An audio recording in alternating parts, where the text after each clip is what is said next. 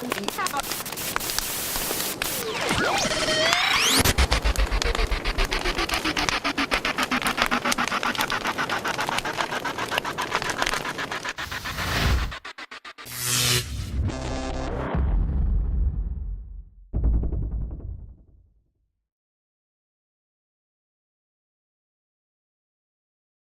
you guys have not already, and anybody that's watching this on YouTube, if you haven't subscribed, get on the YouTube channel and subscribe. That way, every time that we do come out with a new workshop, you always get access to it. You know, it pops up in your email, so you're reminded of what topics might be interesting and which ones might not be. But join the crowd, you know, and continue to get educated, because it does make a difference. And unfortunately, most of the stuff that we cover is not going to be covered by the conventional paths. I mean, you're not going to see in most medical circles, I'm talking about collagen and stuff, because it doesn't sell drugs. So make sure that you get on there and subscribe. So that brings us to the topic tonight, which we are going to cover on titled it Woven, because literally this is what weaves you together. Collagen makes up, you know, the abundance of your body. So we're going to talk about how to change and the new technologies and new developments, you know, and things that are useful now and the right ways of doing them, because collagen is highly utilized out there now, but there's a lot on the market, because just like everything else, every other vitamin and supplement you can talk about, there's, you know, they are right, there's not a lot of regulation. You know, so what happens when you don't have a lot of regulation, there's a lot of products. And you get a few that are really good, and you get a whole lot of garbage out there too. You know, so you got to know what you're looking for and how to use it properly. And there's right ways and wrong ways of using even the best stuff. So we're going to cover all that tonight. So this first image here, you know, obviously you can tell this has something to do with the body, but I just wanted to point this out. Just the incredible marvel of the technology of the way that your body is built. It never fails to blow my mind how intricately the body is built and put together. You know, so what you're looking at here, this of course down here, this is how we make steel cable. You know, so they take all the individual cables and they braid them together. You know, and tell me, why is cable stronger when it's like this than if you just had a solid steel core of cable, right? You know, I mean, number one, flexibility. It makes it flexible. It makes it flexible. It makes it able to be bent without breaking. You know, so when you put strands together, and it goes for anything, with rope is the same way. Okay, but this right here, what you're looking at, this is a graphic of a muscle cross section. Okay, and what you have here is when you look at the individual muscle cells, each one of these little muscles, that's the unit that actually contracts and pulls together, and each one is surrounded by a sheath of collagen, and that provides strength around that bundle. And then you have other sheets around the big bundles, and you know, so it's that combination that works exactly the same way that rope does to give you the strength that you have in the muscles, to where they literally are, gram for gram, collagen is stronger than steel. You know, when you look at this, it's phenomenal, the technology that's built into the human body. You know, so it reminds me of course, Psalms 139, 13 through 14. For you formed my inward parts, you knitted me together in my mother's womb. I praise you, for I am fearfully and wonderfully made. Wonderful are your works, my soul knows it very well. In particular, because it says the word knitted, right? I mean, if you don't really understand how all this stuff works, you look at that word knitted, and I don't know, I mean, when you first read it, you're like, knitted, you know, that seems kind of like a weird, I mean, formed or made or all that kind of stuff, but knitted seems like such a precise term used for the body. But when you see this stuff and you see how the tissues are actually woven together with collagen, I mean, all of a sudden it makes a whole lot more sense, right? What is collagen? Proteins make up around 20% of the human body, and the most abundant of these is collagen at around 30% of that 20%. Okay, so 20% of your body is protein. 30% of the total protein content is collagen. That means approximately 7% of your body is made up of collagen. That's a large percentage, right? I mean, that's a lot of collagen throughout your system. So there are currently, that we know of, 16 types of collagen. We find out, new tissues and new structures all the time. So, I mean, this stuff doesn't change. But 80 to 90% in the body is types 1, 2, and 3. That's what makes up the bulk. Type 1 collagen is stronger than steel gram for gram. Okay, that should blow your mind. That the strength, that's what makes up these tissues like tendons and ligaments. If you think about this for a second, okay, we deal with injuries a lot, right? Car accident injuries and all that, most chiropractors do. And so you think about what happens in a car accident when you're strapped into a chair, okay, and you're driving along at, say, 45 miles an hour and you hit another car, okay, and you have sometimes a difference of 60 miles an hour between you, okay, and your head is the only thing that's not tied to the seat, right? I mean, your body tends to stay in place because of seat belts, but your head gets thrown forward at 60 miles an hour. And now you can understand why the ligaments are stronger than steel. Because we look and we still see injuries. I mean, we on the digital motion x-ray, we'll still see that the ligaments are actually moving and that the bones are offsetting as they go forward and back. But it's incredible how many people aren't, right? How many people still don't have injuries when you were essentially, imagine standing still and then something else comes flying in at 30 miles an hour and hits you, right? I mean, it's incredible that your head doesn't just pop right off. But that's because of the strength of the tendons and the ligaments. The fascia, if you guys don't know what fascia is, we covered that. I don't even remember which workshop we covered that in. It was I think the last one that I did. But the fascia is the sheets in between all the muscles and everything throughout your body. So who in here eats steak? Okay, so when you eat a steak, you get that tough fibrous tissue sometimes in the cut, that you have to peel the two pieces of, the edible part, the steak apart, and it's got that fiber stuff in between it that separates. That's fascia, okay? The fascia holds the muscles in position, but it does way more than that. As we talked about in the workshop, the fascia actually builds bridges between the muscles to use as pulleys and systems in there to keep everything in place. You can't, the fascia, in other words, is not just disconnected connective tissue. Okay, it's part of the great matrix of the body that makes everything move as one unit. So you pull on a muscle, and that muscle may be attached to fascia that pulls and operates some other function or helps some other muscle in assisted function. Does that make sense? Okay, so it's, this is what makes up the fascia too. That's why it's very strong, and it can be thin sheets like carbon fiber, and yet it has strength and rigidity. You have the muscle fibers, as we talked about. Organic bone, the dermis of the skin has collagen within it. That's what gives your skin strength. Or you start to see lack of strength, as age sets in. The dentin of the teeth, as well as scar tissue. Elastin fibers is what provides a degree of elasticity. So when do you hear elastin being talked about? During pregnancy, right? During pregnancy, what happens? Elastin levels, you start having relaxin levels rise in your system, and that starts to really act on the ligaments to change and work with the structure. And as a result, your pelvis becomes more flexible. It allows to be open better, right? So that's very important. But the elastin is what gives that flexibility in the ligaments to where it has that little bit of a bounce. That's why, you can be in a car collision or another accident and your ligaments have a degree of bounce to them. Honestly, that's why you can get adjusted and not be injured.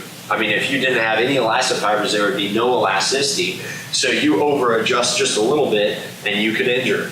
But of course, we know, the risk of injury with an adjustment is incredibly low. We still get occasionally, I got from a neurologist the other day, told a patient, I don't know about getting your neck adjusted because of the risk of stroke, which apparently he didn't know. The verdict is out. It's about 1 in 2.5 million. So in my 12 years of practice, I've adjusted over 150,000 times, and we haven't had any known injuries. So pretty safe. And that is not because of the adjustment. That's because of the structures that we're dealing with. That's the strength and the flexibility combined to work together. It's the same thing, same principle as the way that we build buildings, right? You use steel structure with concrete around it, because one allows flexibility, the other allows compression. So if you made the whole building out of steel or you made the whole building out of concrete, it wouldn't work as well. It's the same principle. It's a combination of the tissues that works. Okay, type 2 collagen is found in articular and hyaline cartilage, creating a fibrillar network with proteoglycans to entrap water, providing smooth function and compressive strength. So again, this is kind of what I'm talking about. Now you're introducing in water into the system in order, the tissues actually trap water to give it that fluid motion, but also allow compression, because as you guys know, water doesn't compress very well. So when you put water into the equation, now you get compression so that you can walk around on your knees for 100 years and not have issues. You can walk around on your discs and your spine and they compress and absorb shock and they don't deteriorate, right? So the articular surfaces is where this type of collagen is located. The type 3 collagen is found in connective tissue of bone and marrow, cartilage, dentin, tendon, skin, lungs, vascular system, and yields gelatin when boiled. So who in here eats gummy bears or marshmallows, right? You've never had a gummy bear or marshmallow? Yes, everybody has. Yeah. Pardon me. They do make some good ones. We found decent marshmallows. They're not as fluffy. They're denser. I like them better that way. But yeah, I mean that's only for s'mores and stuff like that. But the type 3 collagen, this is typically found in those more connective filler tissues. So this is where you get gelatin from. Okay, so that's a fun picture, isn't it? Wake up. What causes collagen depletion? Okay, this picture. As soon as I started thinking about this topic, this picture, which some of you guys might have seen before, this was the first one that came to mind. And I think I found the picture by looking for like alligator skin woman or something like that. So collagen is primarily produced by connective tissue cells. And while young, it does so abundantly. When you're young, that's why the tissues are very supple. You don't have wrinkles, you don't have crevices, anything like that, because connective tissue, the collagen, is easily reproduced. Okay, collagen production tends to decline with age, especially around the age of 40 is where you start to see that curve over. Okay, and it's seen in weakening of the skin and connective tissues. That, of course, is also, I didn't even mention it here, but that's accelerated by, you can see a lot of damage with people that, for example, take prednisone, take steroids a lot. You see that their connective tissues just get very, very weak, and you start getting the blotches on the arms. They bang up against something, and the next thing you know it, there's a big old blotch on their arm, or, they'll walk by a countertop or something like this, and their arm will just barely catch, and because there's not that elasticity there, that strength in the skin, they'll hit it like this, and their arm will just rip. And they'll have this big bloody, where they kind of just stuck it back on like paper mache. I mean, it's horrible. You know a patient that's used prednisone when you see them. I mean, it's obvious as day. Will they recover from that use of? Will they recover from that? I mean, I guess it just having been someone that was put on high doses of prednisone for an extended period of time. Yeah, I mean, it's one of those things. I don't know that I can answer that for sure. I think it definitely depends on age, because those patients that I'm talking about are usually older and we're taking prednisone for a long period of time. I mean, if you're taking it younger, you don't typically see that because you think I'm young. Yeah. I'm trying to earn a few points with you. I got you. So excessive sunlight damage, smoking, high sugar consumption, all these are linked to reduced collagen formation. So, you got to look at all those as factors. Obviously, this woman, has spent way too much time in the sun, but you can see the amount of wrinkling and crevices, and obviously her face isn't looking any better because look at the kid. So. Signs of collagen depletion range from sagging skin, formation of lines and wrinkles, and weakening of joints, which could be seen from joint injuries to simply not holding joint placement, which we know as subluxation. So you see that typically as we age, we don't hold joint placement as well. And that can go for knees, but it also goes for the spine, shoulders, other places. That's because of the collagen issues, okay? Let's look at the beauty industry. According to an article in the Washington Post, cosmetic surgery is surging in the US. Not surprising, right? Number of procedures jumped 115% from 2000 to 2015. So the numbers have more than doubled the different levels of augmentation, if you will. Botox and collagen fills led the pack. Okay, so Botox number 1, collagen fills number 2. According to salary.com, plastic surgeons' median annual salary is $359,000 as of June 24th, 2016, with a normal range between $300 and $445K. Mind you, that the bulk of the procedures is Botox and collagen fills, which are used for purely cosmetic reasons in most cases.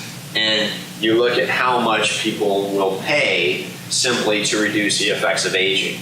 I saw as I was looking at this, I saw a quote from another chiropractor on an article that said, what is the connection between licking your finger to flip through a magazine and big houses on the beach? Collagen depletion, right?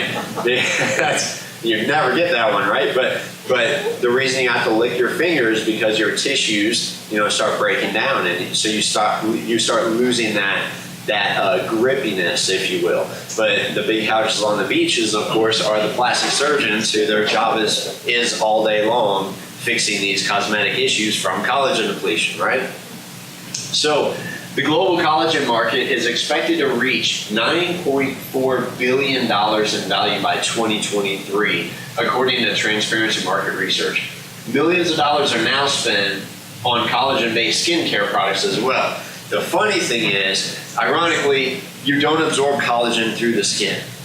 So they use this research, that collagen is great for your skin and it's necessary and everything else, but it basically, in theory, it just goes on and it just sits there.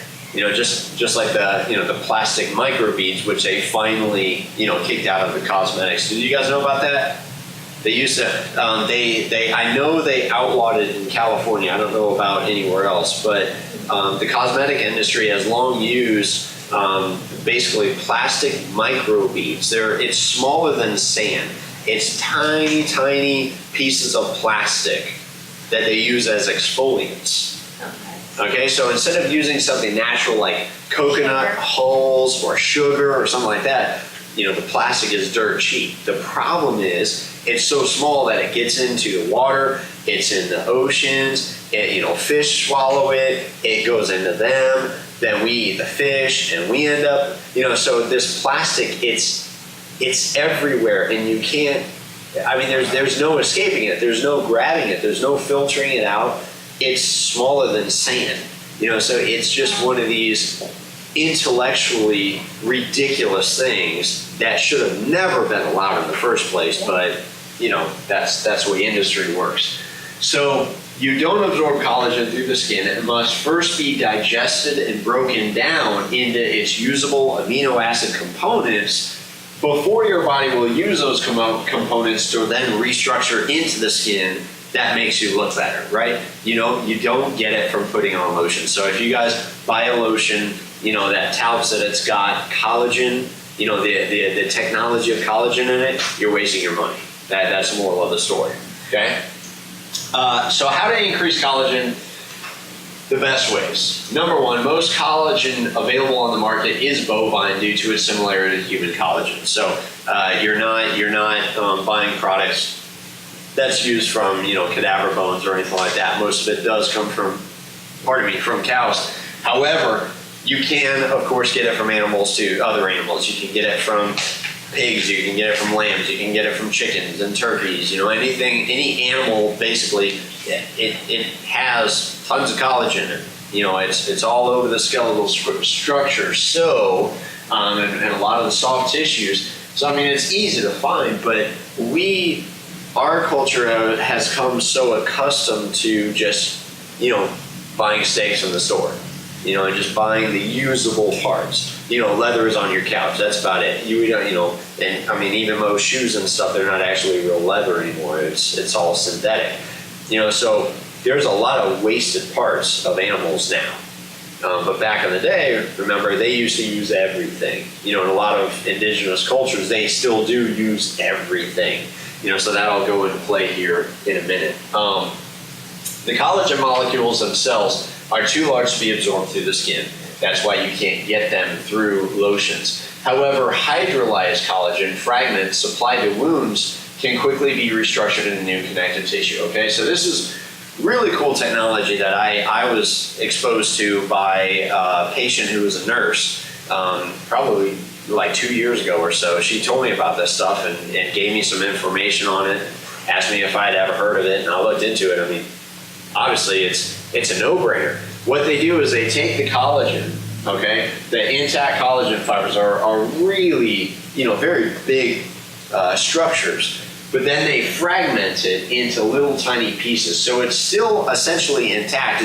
But the pieces are broken down to where now they can be quickly rewoven together, okay? So what happens is you have a sore, an open wound, and there's the gel, that comes in little tubes, or they actually have powder also, which is like 90% collagen fragments. There's almost nothing else in it. And you pour the powder onto a wound, kind of like the anti-clotting stuff. But they use it predominantly on diabetics who have lost limbs, who have lost toes, and have big open diabetic ulcers on their legs and feet. And you put it over that, and a wound that previously would not heal, once that collagen goes in place, the body, it gives it enough to work with to where it will actually start to weave that together and form new tissue out of what you put on it. It's pretty incredible. And there's a lot more to it also. Collagen does have different signaling. How can I even put that? There are roles that collagen plays in the activation of different cells within the body that we still don't even understand. In other words, like in the presence of a chemical, a cell will do something when it sees that, and when it's no longer there, it will no longer activate that function, right? That's the whole purpose of hormones, right? Hormones see something, the cell does something as a result, and once a hormone depletes down because the brain stops secreting it, through the different glands, then that cell stops functioning that way. So the collagen has some of these properties too, which they're still looking into. But the powder for moderate to heavily exudative wounds, the powder will absorb up to 30 times its own weight, approximately 95% type 1 collagen. So you put it on and it absorbs all of the the goo, the pus, and everything else that's coming out, and it will actually activate with that to start forming the new tissues faster. The powder gel combination transition from powder to gel when the exudates are better controlled, yet the higher percentage of collagen is still desired. And then the gel for light to moderately exudated wounds, the gel will donate moisture to the wound site, approximately 65% type 1 collagen. The funny thing about this stuff is it's like glue. I mean, literally, if you have a cut, you can put it over the wound, and I mean, the second that you touch it, it turns into like a glue, like a hardened surface, and within about 30 seconds or so, it's dry, and it forms almost like a shell.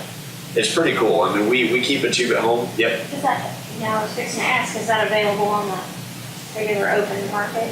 Oh yeah, we've got some at the front desk. Yeah, it's awesome stuff. We always keep it behind the counter because the tubes are about that big, so they're easy for kids, of course, to grab and run with. Not that any of you guys, except for Mike, we don't have to worry about you guys.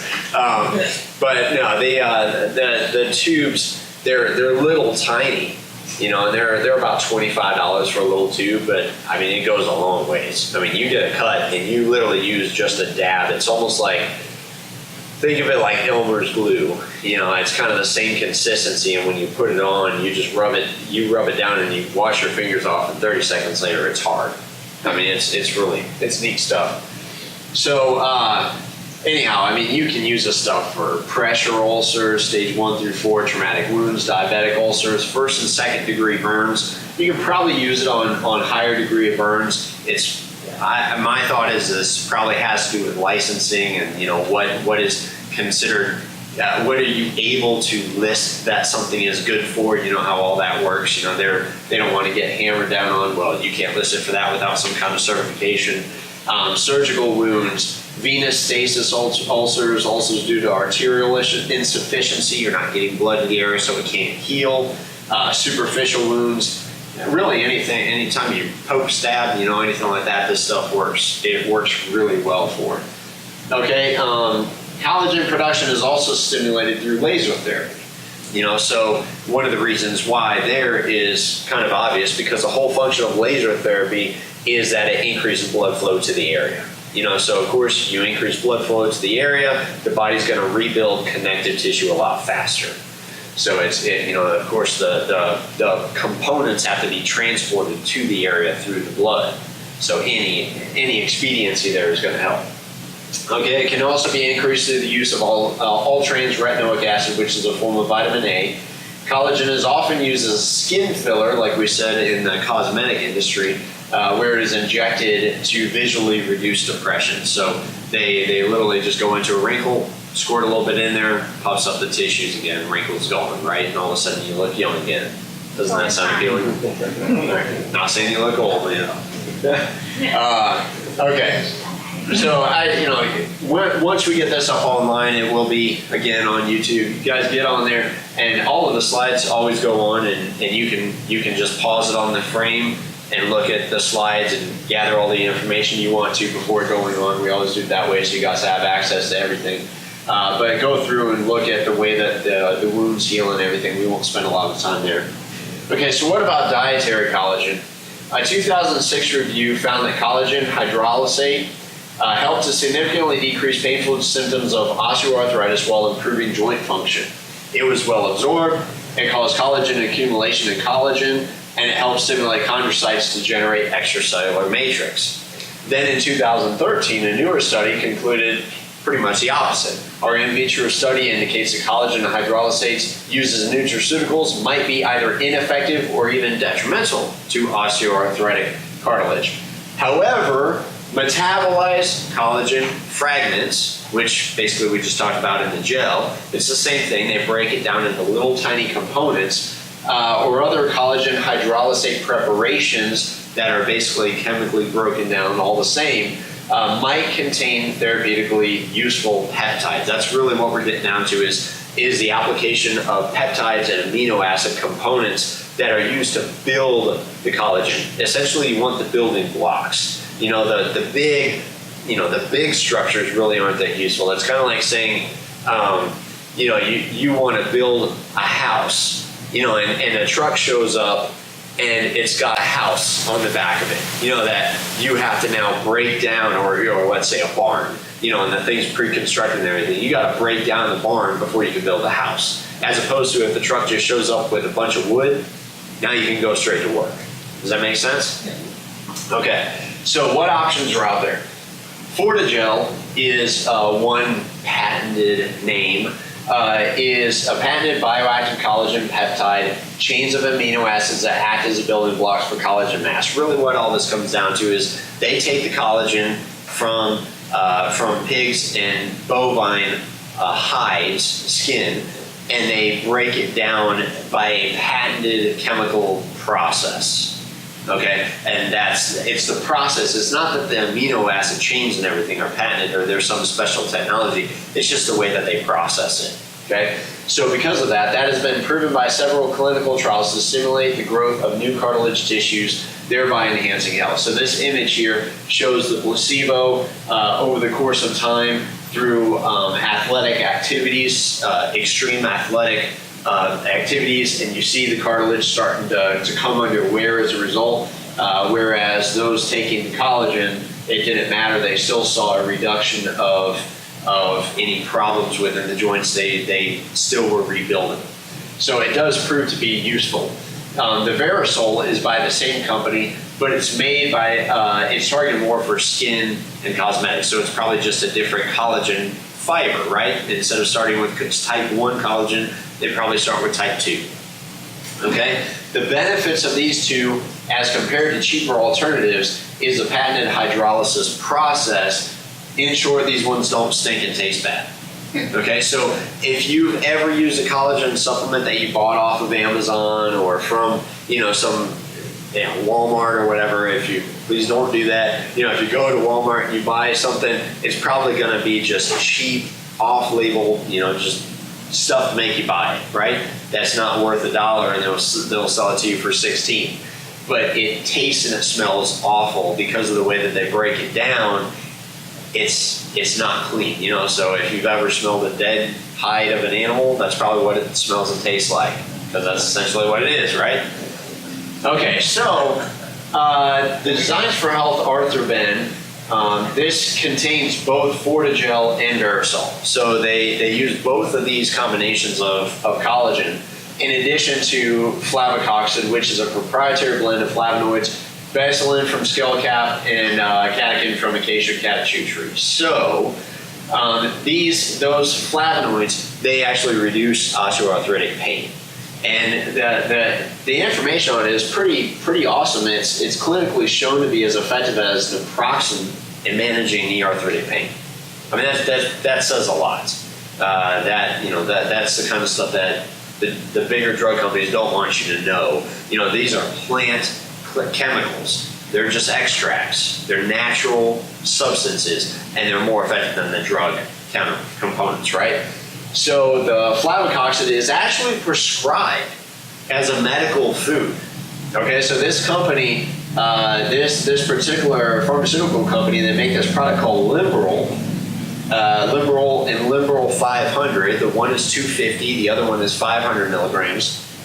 And they add in citrated zinc bisglycinate to it. So, but that's all it is. It's the flavocoxid. It's these natural components, but you have to get it by prescription. Like, a chiropractor can't write prescriptions. We get that on YouTube a lot. You're not a real doctor because you can't write prescriptions. If we wanted to write prescriptions, most of us would have gone to school to become a medical doctor, but we specifically came because we don't want to write prescriptions. So, there for the record, one more time. No interest in that. But we'll take the medical foods, if you want to call them that. Yeah. We, the medical foods, it's just, I don't know why they decided to license it as a pharmaceutical, but that's fine. If we get more people taking medical foods, I'm okay with that. So it does have 250 milligrams, the same dosage as a prescription product in every dose of it. So that's pretty cool. Okay. The one thing that I did not like about it, in looking at this deeper, is that Fortigel and Verisol, as I mentioned, they do source from both bovine and porcine. They use both the hides of cattle and the skin of pigs. And I don't like using pigs. I don't consume pig. It's not on our diet. It's we don't touch any of that. So for a different option, we found this other company. It's a good all beef option, vital proteins, collagen, peptides. It's the best quality that I could find, and it hits every mark of our standards. Every bit of the cleanliness. It's awesome. The cattle are 100% pasture-fed Brazilian cattle. They raise them in Brazil because basically all of the cattle there are grazed on pastures for the most part. They have laws that protect them against genetic modification.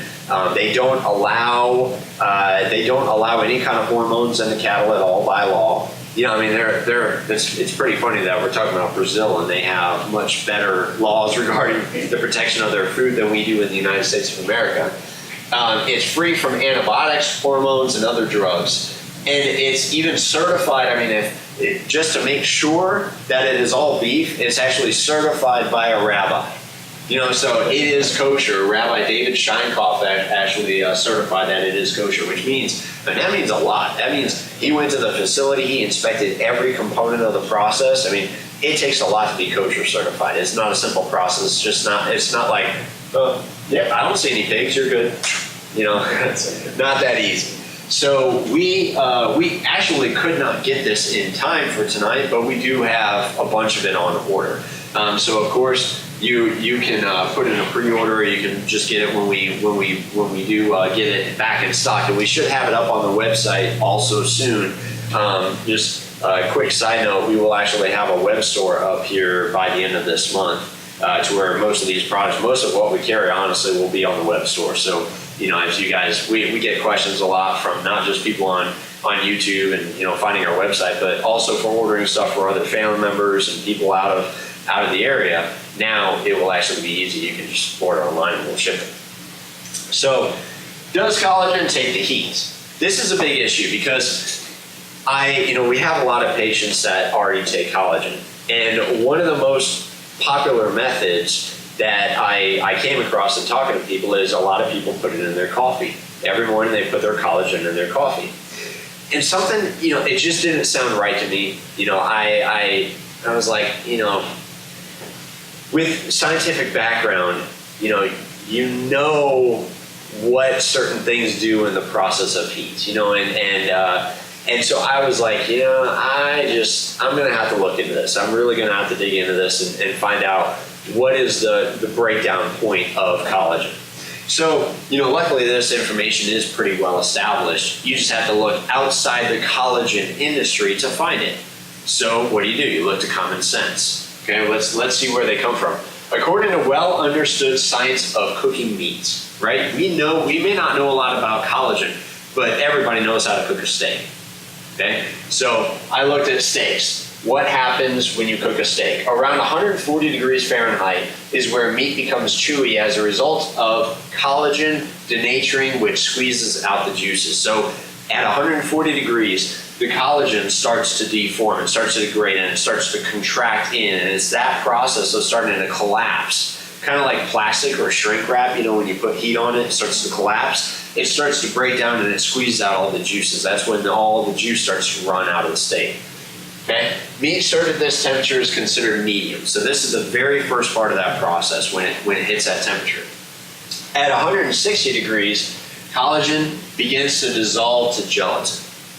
It actually starts to break down and dissolve into gelatin. Melting of collagen starts to accelerate at 160 degrees and continues very rapidly up to about 180 degrees. It's pretty much gone. Okay? So that's how collagen works in a steak. Okay? And what about coffee? I own a coffee shop, so this one was a little bit easier to find. Coffee also is a very well understood process and is best brewed at 205 degrees. That is the perfect temperature, 205 degrees Fahrenheit. Okay, tea is recommended to be brewed just a little bit lower, but 180 to 190 degrees. That's where tea is best brewed. And that is not boiling point. For reference, the boiling point of water is 212 degrees. Okay, it's pretty hot. So if you're taking boiling water and you put it on your coffee and you brew your coffee in a French press and then you put collagen into it, you're well above the 140 degree mark, right? So what actually happened there is you took the higher priced collagen that you pay a premium to have the fragments, if it's even the good stuff, the fragments like the vital proteins, and when you put it in your coffee and you start you let it sit there, it's now breaking down into the cheaper gelatin that you could have bought for a lot less, right? So vital proteins makes the point their breakdown process is not heated above 190 degrees for gelatin and collagen peptides, which means even the gelatin, which they have to break down at a higher temperature to get to gelatin, they don't go above 190 degrees because at that point it starts becoming cruddy, right? It starts breaking down too much. So the enzyme process, they actually say, does not involve high heat. They don't use heat at all. They actually use enzymes to break them down into smaller components. So they're very careful about the application of heat in making a quality product. So that said, I would not advise adding collagen to your coffee unless it's iced coffee. Okay? I actually said, regardless of what the internet scientists say, because of course you can read all kinds of articles that will tell you, even some of the big, I won't throw anybody out there simply because a lot of people do watch this on YouTube and online. I don't want to throw out people under the bus, but a lot of the big name, in the coffee, health food sectors, they'll openly tout, oh, this is how you get all this good stuff in the morning and put the collagen right into the coffee. We'll actually sell it packaged, kind of like Nescafe does, the collagen actually straight for the coffee. Like it's actually designed, they make it and sell it together in a package. And, I don't recommend it. Okay, so bone broth, next one. Bone broth is rich in protein and minerals as well as a hearty serving of gelatin. Why? Because it breaks down into gelatin because of all the heat, okay? This is one of the reasons why chicken soup became associated as food for the sick. Pretty cool fact, right? I mean, ever since we've been around, everybody knows chicken soup is good for you when you're sick. The reason why, they say, is actually because somebody asked this question, why is it so good for you? And so they started looking into it, and they found, scientifically, they broke it down and found the reason why is because of all the stuff that comes out of the bones, all the stuff that comes out, it's all the cartilage and the gelatin, right? Collagen, not cartilage, which of course is made of collagen. Okay, contains easily absorbable calcium, magnesium, phosphorus, silicone, sulfur, proline, glycine, glutamine, chondroitin sulfate, and glucosamine, which of course people buy as supplements for their joints, as well as many others. Research suggests benefits of reduced inflammation, improved digestion, better immune system function, reduced allergies and asthma because of the improvements in the function of the gut, which goes back to improved digestion, reversing arthritis, and more. I mean, it has tons of benefits that we haven't even begun to really get into, right? Recommend, as always, to only use bones from healthy, grass-finished, not just grass-fed. If you guys are new to this and you haven't heard that term, the difference before, they can label stuff as grass-fed, even though it ate grass when it was a calf and then ate corn the rest of its life. Yeah. So that's called fancy wordplay on you. So they'll be tricky with the labels. You have to know your sources nowadays and make sure that stuff is actually grass-finished, which means from the day it was born until the day it died, it got grass. It was out on the pasture, actually walking around consuming. Okay, so make sure that it's grass-finished, antibiotic, drug, and vaccine-free animals, which is really hard to find, especially with the vaccine component, because most farmers, they still use the vaccines for the Blackfoot and all that stuff, dewormer and everything. And I have a really hard time finding places that will produce it without those things, even though other farmers, they don't use it. They're like, yeah, I never have any problem. I haven't seen, not Blackfoot, blackleg. I haven't seen that. And, their cows are perfectly fine because they're healthy, because they're eating what they're supposed to eat. I mean, somehow cows made it all these thousands of years without vaccines, just like people did. So, we got to rethink this stuff. Personally, I recommend, again, kosher animals like lamb or beef according to our diet guides. Either way, you must make it yourself, as the store junk is junk. You cannot go to the store and buy Swanson chicken broth and think that it's actually this kind of stock. It's not, okay? So, correctly preparing bone broth, okay? There's a lazy way, which will taste bad, and there's a way that chefs prepare. Okay, so the lazy way is you take bones and you stick them in a pot of boiling water and you boil them for a while. Right? If you just want to do it quickly and you don't care what it tastes like, that's one way of doing it. If you really want it to taste good though, okay, here's some tricks. Use thick bones. Use the big thick bones. Don't use little skinny bones you can make chicken stock, but really what you want is the big fat, bones from cows, the big chunky ones. Okay? Lots of bone marrow and everything else, because that's where the nutrients are. Blanch the bones in cold water. So you put the bones into a pot of cold water and you heat it up to a boil. Okay, then you take the temperature off and you simmer for 20 minutes. Then drain the water out. Okay, then you take the bones, because the water now, it has all the crud off of the bones. Okay, so you want to get rid of the garbage that's just kind of caked onto it. Then you take those bones and you take them out, and then you roast them in the oven at 450 degrees, high heat, until they look like they're done. Until they look, not burnt, but they look roasted, right? Then scrape the pan, right? Even the stuff that gooed out of the bones, right? The marrow and stuff, scrape all that off and put that into your stock, okay? Now, you take that, don't keep it simple, don't add a bunch of other flavorings, don't add carrots and everything else that's gonna add sweetness to it. You wanna keep it hearty because you're gonna use this as a base for other cooking, right? So don't add sweet stuff to it. Only use like onion, garlic, black pepper, stuff like that. Then simmer as long as overnight. And put it in ice and put it in a wide and shallow container. You know, instead of, if you just take it and you pour it into a big bowl and you put it into your fridge, now you're gonna cool the temperature of the whole fridge, and then you're gonna spoil everything else in there and invite bacterial growth and everything else. But it's very good to cool the temperature rapidly with the ice first, because it also reduces the time that bacteria can get in there and start to breed as well. Okay, so there's freshness application here too. Okay, the GAPS diet and advanced plan. Who in here has heard of the GAPS diet? Okay, Amber has. You know, so the GAPS diet is a popular diet, and honestly, you know, I hadn't ever really looked into it all that much. It's, you know, some people they swear up and down that's all they do. It's the GAPS diet is everything. But for me, it's like, you know, diets, you look at every single one of the major diets, they're almost all the same. The tweak is they have like one little catch to them that makes them all of a sudden somebody else's diet. You know what the funny thing is? Chiropractors do it too. Chiropractors, everybody adjusts fine. I mean, most every chiropractor adjusts, but they decide at some point, oh, you know what? I think my elbow is 5 degrees lower than the other guy, you know, when I make this certain adjustment. So I'm going to now call it the Bucknell technique. You know, and they like create a whole new technique when it looks almost exactly the same as something else. So now, you know, there's as many chiropractic techniques as there are Christian theologies, right? I mean, it's like we have so many different, and it's like it's all in the same thing. We're all talking about the same stuff. We all do the same thing. Just keep it chiropractic. You don't need your name on it.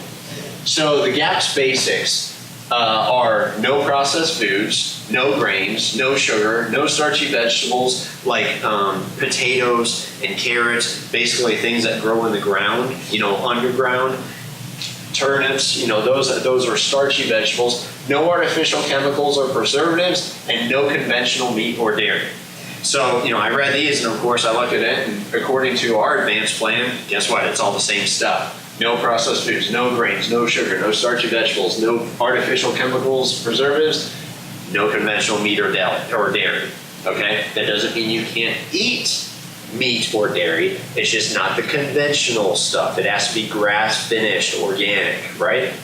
So now this is the advanced plan. Of course, you guys know we have 2 diets. You don't have to live on this one the rest of your life. The other one is the core, which allows small amounts of grains, small amounts of sugar. You can eat starchy vegetables at that point. You still don't want the artificial stuff. You know, so there's some rules that change, some of them that don't, depending on where you are.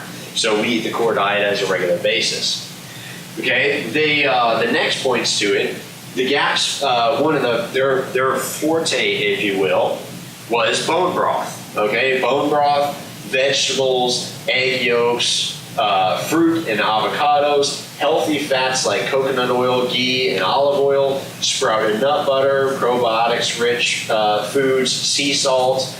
You know, all of these points, you can do all of this on the advanced plan. It's all the same thing. The only thing is on the advanced plan, we say no fruits, because it's for turning off inflammation. Once you get to the core diet, yes, you can start to add fruits in, you can eat fruits, no problem. But for somebody trying to get off of diabetic medications, they can't have fruit because it spikes, it starts messing with blood sugar. So you've got to cut the inflammation. Organic wild meats and wild caught fish, I agree with that. But of course, most of all these points are the same. Meats and fish should be limited to kosher selections. If you look at our diet, we have it's all kosher selections. So no, it actually says on there, I think, no pork, no rabbit, no dog, no snake, no, you know, any of those other foods that aren't, you know, that I don't think should be eaten, they're not on there, you know. So, but if you guys have not really seen the difference between kosher and non-kosher, and you want to get more into why eating certain meats and just how we think about meats, I really encourage you to get on YouTube, look for my video, The Owner's Manual.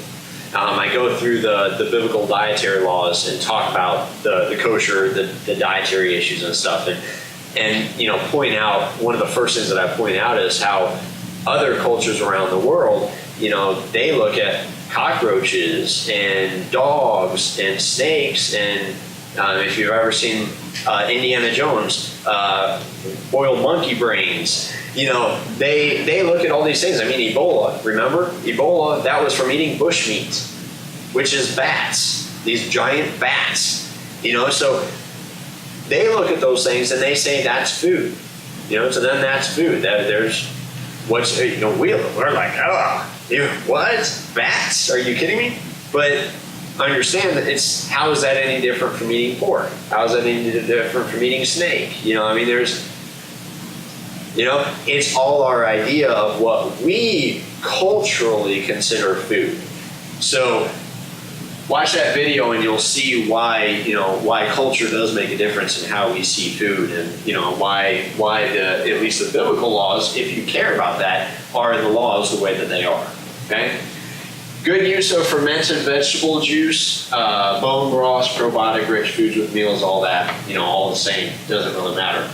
So the diets are very close. That's what I'm relating, is they're pretty much the same thing, you know, and the whole target is to heal the gut and heal the body and get the body back to a state of function again. That's the whole target, is just to give you a fighting chance once again. So last thing, the future of tissue regeneration. Does anybody know what this movie is from? Let's see how good your memories are. Star Wars. Star Wars. Nope, not that. iRobot. No. Come on, Jenna. Fifth Element. Very good. Very good. Who has seen The Fifth Element? I've seen it. You guys haven't seen The Fifth Element? Oh man. Yeah, you gotta see it. It's a fantastic movie. Bruce Willis. Yeah, I have. Fantastic movie. Mila Jovovich. Yeah, it's great. And Chris Tucker, right? He's great in that movie. So this in this movie, this is in the beginning. You know what they do is they have only one hand of this organism, you know, this creature, and so they take the DNA from the hand, right, and they put it into this machine, and the machine reweaves a body. And so as I'm going through this and thinking about this, I mean, this of course came to mind because, you know, here they are feeding the connective tissue into the machine to weave and knit the body back together.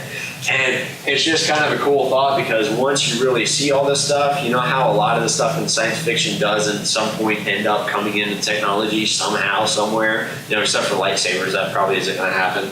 But there's a lot of potential in the idea of collagen prosthetics, okay? Which, I mean, this is already a technology, okay? This is biodegradable prosthetics that are essentially built from collagen fragments and other materials that then, and once they put them into the body now can break down slowly that prosthetic. Like, let's say you have a bone, okay? And we create basically a pin, a dowel pin, that goes through the break into both of the bones out of an absorbable, bioavailable material. So it keeps the bone together in the initial stages of healing, but then as it goes, it can start to dissolve that internal part and restructure it into new material. You know, so it may not quite be like this. You know, I doubt we're gonna get there. There's that thing called innate intelligence that builds the body, right? Not machines. We can't figure out how to create life. That's because innate intelligence does the job. But there is a lot of promise here. There is, and they're already starting to do this with collagen-based mesh for procedures like hernia repairs, right? Because, you know, in slings and stuff like that, I mean, you guys have seen lawsuits where they put in the bladder slings, and the slings come loose and everything else, and then you end up with a whole new mess. We've had patients that have had to go back in for surgery for stuff like that. You know, but if they use collagen-based materials, the body will actually absorb all of it, and at some point it won't even be there. You know, so really cool just to think the technology that we could come from this as we begin to gain a better knowledge and picture of this. But here's the bottom line. You know, I would, you know, the more you look into this and the more you understand the basis for collagen and just understanding how much of your body is made of collagen,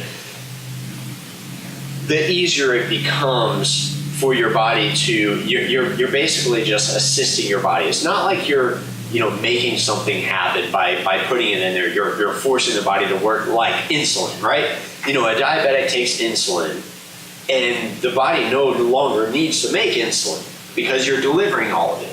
That's a problem. We don't want to do that because you're replacing innate intelligence job to produce insulin in the right quantities. So what happens is the same thing that would happen if you walked on crutches all the time. Your legs become weak, right? But on the other hand, you take another example. Let's say digestive enzymes. Okay, who in here has ever taken digestive enzymes? Okay, if you're having digestive issues, one of the best fixes, let's say acid reflux, one of the best fixes is to take digestive enzyme capsules. Because what happens when you take that capsule 15 minutes before a meal, it goes in your stomach, it breaks open, breaks down. Now you've got a oversupplied concentration in your stomach and your upper intestine so that when you put the food in, it can start to help break it down, which means your pancreas has to secrete fewer enzymes. It's not going to stop, it's not going to not produce, but it has to work less hard. So as a result, your pancreas has time to recover. It's the same idea as fasting, right? The reason why fasting works so well is because you give your organs a break. You know, when you put food in your mouth, your pancreas starts to secrete enzymes. But when you fast, there's no stimulus, so your pancreas gets recovery time. And we know the benefits of fasting. So as a result, when you take those digestive enzymes for a while, you give your body enough of a break that it allows you to get back to normal, kind of like using crutches for a little while until you can put pressure on it and then starting to put pressure on your leg again until you don't need the crutches anymore and you get rid of them. Okay? So this is the same type of thing. When you give your body the fragments of the collagen, the connective tissues that it needs, you're still going to get them through diet, but you're giving yourself the building blocks to where it can start to at least slow down the degradation and the aging process of the body. So, you know, are you going to look like Marilyn Monroe again? You know, no, probably not. Again, that means they look like. I was actually talking to Ike. But, you know, but nonetheless, you know, you can definitely see your joints and your tissues feel better. And that's really the point is these things, they do have a lot of viability in getting you to feel better and age better. So this has to be one of those things that I would say is definitely bumped up my list on the necessary, up there with whey protein, you know, and taking a good quality protein. These are just building blocks, you know, and I think if you supplement your diet with them, they have a lot of benefit to them. All right? You guys have any questions before we go? No, actually, it just popped in my head with the bone broth is it's like the exact, with the whole list was the exact recipe of making a Vietnamese pho. Like it's, they're, you know, blanched bones, roast bones, and then that's the broth, and then they just have some vegetables on top, and that's it. Yeah. So it's like incredibly healthy. Yeah, I didn't absolutely. So. They've Yeah. done that for centuries. Yeah, that's exactly what I was This is thinking. Yeah, I mean, centuries it's, old. yeah. That's fantastic. And hot dogs have been around for how long? We've definitely lost a few things. I'm curious, collagen, if you were to have a hernia, which I have a friend that has a terrible hernia, doesn't have the money to have surgery or anything like that, would some sort of collagen supplement, would that help with that, or? I mean, of Because course. I know it's a weakness in the, you know, in the muscle wall. Yeah. Of course, I would have to say, theoretically, yes. Practically, depends on the condition of the patient, depends on the condition of the issue. I mean, your friend could walk in and she's got such a bad outpouching that you see a bubble on her stomach. Ooh, you know, all of a sudden that would be a totally different issue. I've actually had patients through pregnancy, you know, they have the separation here, and you could actually feel, I mean, you could get your fingers into the hole, you know, so in cases like that, it's tough, but you know what we found that works pretty well? What you've got on your arms there, using kinesio tape. During the healing process, you basically use it like a cast. So in this case here, what we did is had her lay on her back, okay? So that it would go. Tuck the stuff back in there, right? You know, stick your fingers in there, make sure nothing's poking through, okay? Then a little bit of compression together and spider tape across it, just like a suture. And that little bit of extra support is enough to keep it closed long enough that now something like collagen could help to bridge the gap, if you will. Yeah. How long do you think the process like that might? Again, I mean, it just depends on the patient. I mean, if it's mild, it could probably heal up in a matter of weeks, or it might take a couple months. You know, I mean, so much of this stuff, and look, healthcare, so much should be common sense. I mean, it's just looking at a problem, figuring out the problem, and thinking, what tools do we have that could help the body assist? You know, we've just lost that in healthcare. There's no common sense anymore. It's all just A equals B. In other words, you know, we go to school to learn that diagnose A gets drug B. Or surgery. Or surgery. Like, if you have this is the only thing. It's just 1-to-1, right? There's no thinking about it anymore. And we wonder why 80% of patients now turn to Dr. Google first. This is why. So, any other questions? What about best time to take collagen?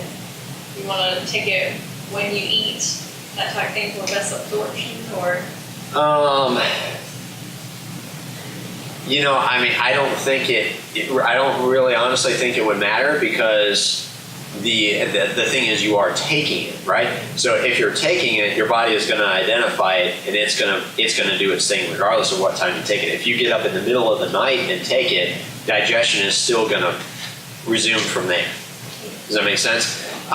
Now, the question, does having other cofactors there with it in food in its natural environment, is that going to improve digestion? Maybe.